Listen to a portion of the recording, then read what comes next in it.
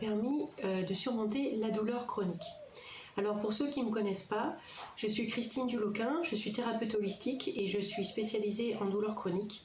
J'ai traversé la fibromyalgie, des douleurs de la colonne vertébrale car j'ai eu 7 hernies discales et de l'algodystrophie au genou. Et j'ai traversé également de nombreux deuils dans ma vie parce que je souhaite parler de la douleur chronique, mais la douleur chronique n'est pas seulement physique, elle est aussi mentale.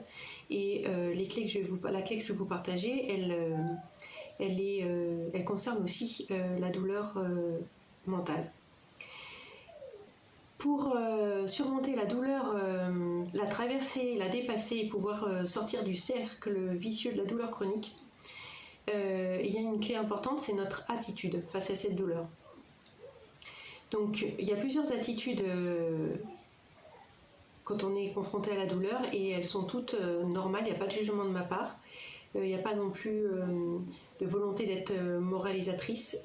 On passe par toutes ces étapes. Moi-même, je suis passée par toutes ces étapes. Et en se faisant accompagner, on peut passer par ces étapes un peu plus vite. Donc la première, c'est le déni. C'est de se dire que voilà, je vais aller, ça va, j'ai mal, mais ça va aller. Je vais arrêter d'y penser, ça va aller mieux. Par exemple, physiquement, c'est ne pas tenir compte de sa douleur et de continuer à faire quelque chose. Moi, je travaillais dans l'horticulture, j'avais mal au dos et j'ai continué à travailler en me disant mais non, ça va aller. Et puis au final, mon corps a lâché. Quand on est dans un deuil, c'est de courir plus vite que sa douleur au final et de mettre un voile dessus en se disant voilà, je vais pas y penser, je m'engouffre dans l'hyperactivité, dans la course aux objectifs et à chaque fois que j'atteindrai un objectif, voilà, j'irai mieux et au final c'est un leurre parce que la douleur finit toujours par nous rattraper lors de moments détonnants, par exemple un autre deuil ou alors un échec ou alors un événement dans la vie qui va venir contredire nos plans en fait. Donc ça c'est une des attitudes qui fait qu'on remet à plus tard. En fait on ne se permet pas de vivre sa douleur et c'est que retarder le moment pour aller mieux au final. La deuxième attitude c'est la lutte, d'être dans la lutte permanente. Ça aussi j'ai connu. Considérer la douleur comme un ennemi contre lequel il faut lutter et tout mettre en œuvre pour aller mieux. Donc c'est prendre des médicaments, aller voir plein de médecins, exagérer au cours des séances de rééducation, d'en faire trop au final. Et ça aussi j'ai une patiente qui parfois en fait trop et au final quand elle commence à aller mieux, elle peut se refaire mal et donc du coup il faut vraiment faire attention à la manière dont on réagit face à la douleur. Quand on est comme ça, il faut vraiment faire attention à ses limites et du coup accepter ses limites et non pas les considérer comme un ennemi. Et la douleur elle est là pour nous justement nous signifier nos limites, le temps de nous réparer en fait. Donc ça c'est une deuxième attitude. Il y a une troisième attitude qui est l'abandon. C'est-à-dire qu'on va se dire voilà, il n'y a plus d'espoir, les médecins m'ont dit que jamais j'allais guérir, voilà, qu'il n'y a pas de soins, il n'y a pas de traitement pour la fibromyalgie par exemple. Donc j'attends la pilule miracle mais elle n'existe pas, donc voilà, je laisse tomber. Voilà, c'est un peu le côté victime. Et encore une fois, il n'y a pas d'effet moralisateur de ma part. C'est très dur de vivre ces situations-là. Je l'ai vécu aussi. On me disait qu'il n'y avait pas de traitement, ça allait être ma vie. Et voilà, moi j'ai été comme ça à un moment. Puis à un moment donné, je me suis dit, moi non, je ne vais pas rester comme ça. Et j'ai cherché. Et je me suis formée.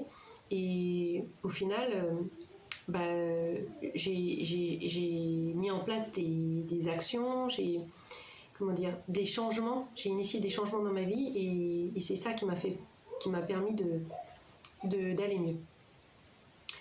Et il y a un autre, la dernière attitude, celle que justement j'ai pu emprunter, c'est de voir la douleur avec un autre regard. C'est voilà, qu'est-ce qui se passe si je perçois la douleur non comme un ennemi, mais au final comme un ami.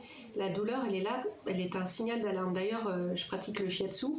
Et dans cette thérapie, le shiatsu, le corps utilise la douleur comme un signal d'alarme pour nous signifier qu'on a un problème. L'énergie ne circule pas ou on a un conflit intérieur. Enfin, il y a quelque chose. La douleur, elle n'est pas là gratuitement, elle est là pour nous dire qu'il y a quelque chose qui ne va pas. Que ce soit dans la manière, dans notre routine de vie, notre hygiène de vie, que ce soit dans la manière dont on mange, que ce soit dans la manière qu'on a de voir le monde. Parfois, on a des pensées très négatives et on voit le monde en noir, alors que voilà, ce n'est que notre vision du monde et qu'il y en a plusieurs et que peut-être que si on changeait ça, on irait mieux. Et parfois, justement, ces conflits intérieurs qu'on a, qui sont très forts, ils n'arrivent pas à s'exprimer autrement qu'en passant par le corps. Et du coup, la douleur, c'est un moyen de résoudre ces conflits intérieurs. Donc voilà, moi, pour m'en sortir, ça a été ça. Ça a été de percevoir, d'arrêter de lutter et d'accepter ma douleur et de la regarder, d'arrêter de la nier aussi, arrêter de vouloir la cacher, de la regarder en face et de me dire, voilà, qu'est-ce qu'elle avait à me dire sur comment je voyais le monde, quelle a été ma vie, qu'est-ce que je voulais changer. La douleur, en fait, ça a été un cadeau qui m'a permis de me calmer, de me poser, de m'arrêter et d'aller régler les problèmes les uns après les autres, en fait. Et en faisant ce travail de nettoyage, c'est un travail de fourmi, mais c'est un travail important. Et en faisant ce travail de nettoyage, la douleur est partie petit à petit. Elle revient de temps en temps, bien sûr, quand il se passe quelque chose. Je suis comme tout le monde, hein, je ressens la douleur, et heureusement. D'ailleurs, en shiatsu, on dit que quand quand on reçoit des patients qui n'ont pas de douleur, on considère que c'est quand même un état de mauvaise santé parce qu'on ne reçoit pas l'alarme. Et donc, voilà, d'avoir des douleurs chroniques, le signal d'alarme, c'est un petit peu emballé, mais il est là et il fonctionne quand même.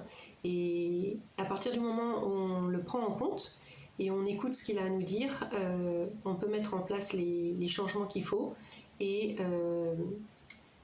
voilà, surmonter sa douleur. Donc voilà pour aujourd'hui.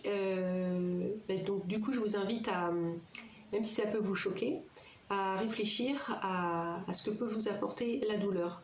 Quel message elle vient vous apporter, qu'est-ce qu'il y aurait à travailler chez vous pour souffrir moins. Je vous invite à, si vous avez aimé cette vidéo, à venir la liker et à vous abonner à ma page YouTube. Et n'hésitez pas à me contacter si vous avez besoin d'être accompagné dans votre chemin pour sortir de la douleur chronique.